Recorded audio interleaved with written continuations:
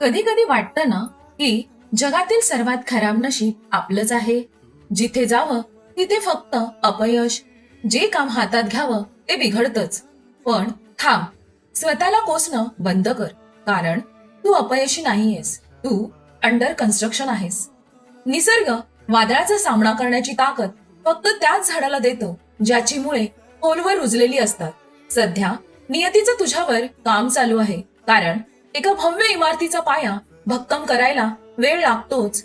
तुमचं हे खराब नशीब तुम्हाला संपवण्यासाठी नाही, तर आतून कणखर बनवण्यासाठी आलंय. कारण कोळशावर दबाव पडल्याशिवाय हिरा घडत नाही.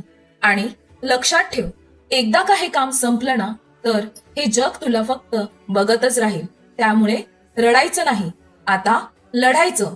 तुझी वेळ संपलेली नाही, ती तर आता खऱ्या अर्थाने सुरू होणार आहे. श्री स्वामी समर्थ.